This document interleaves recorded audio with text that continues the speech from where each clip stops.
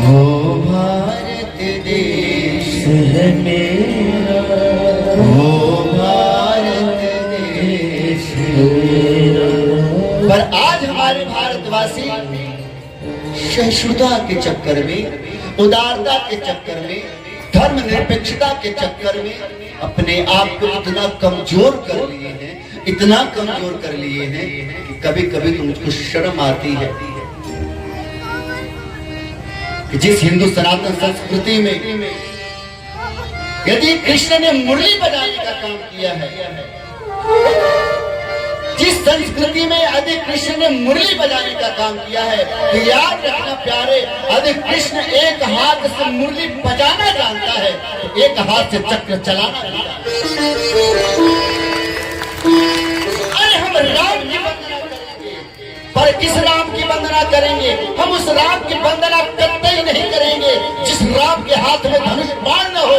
हम तो उस राम की वंदना करेंगे जिस राम के हाथ में धनुष और बाण भी हो। यदि हम शास्त्र पढ़ना जानते हैं तो प्यारे याद रखना, हम शस्त्र को चलाना।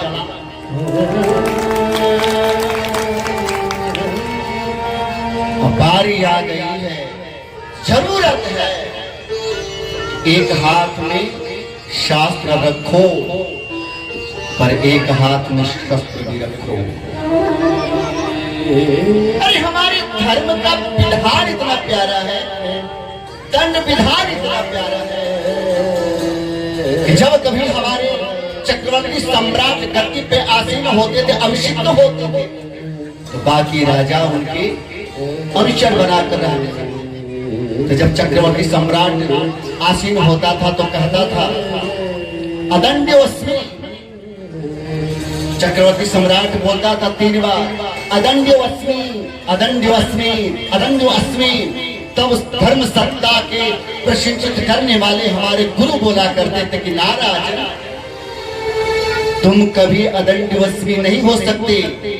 यानी कि राजा कहता है अदंड्योस्मि, यानी कि मैं दंड दे सकता हूं लेकिन कोई हमें दंड नहीं दे सकता। तो धर्म गुरु कहा करते हैं, हमारे संत कहा करते हैं, हमारे मनीषी कहा करते हैं कि ना, ये सिंहासन तुम्हें प्रजा पालन के लिए मिला है, धर्म की रक्षा करने के लिए मिला है, संस्कृति की रक्षा करने के लिए मिला है। यदि तुम भी उदंडता करोगे तो तुम भी दंड के भागी बनोगे। कहते हैं धर्म दंड्यो वसी, धर्म दंड्यो वसी, धर्म दंड्यो वसी।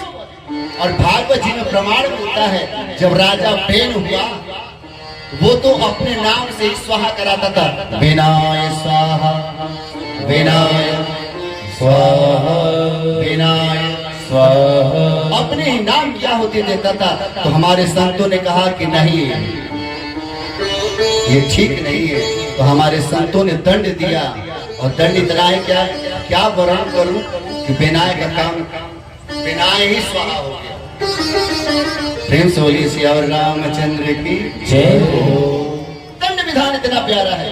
और एक बात और बताऊं, जब कोई भी शासक राज सत्ता के पद से च्युत हो जाता है, जब कोई शासक अपने धर्म से भटक जाता है, तो हमारे राम एक अवतार और लिए हैं जिनको परशुराम कहते हैं। परशुराम अवंशा अवतार है भगवान का।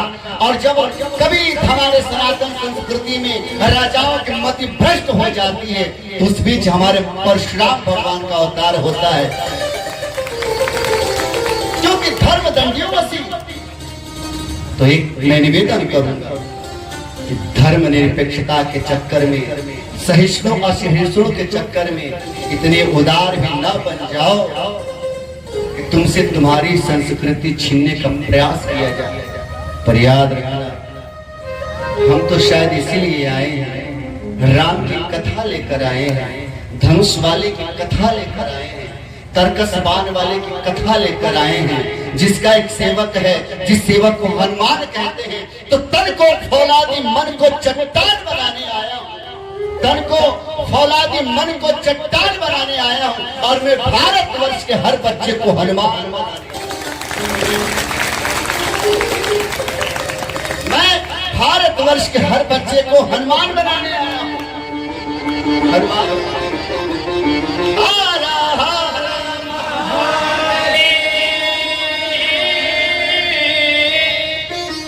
है।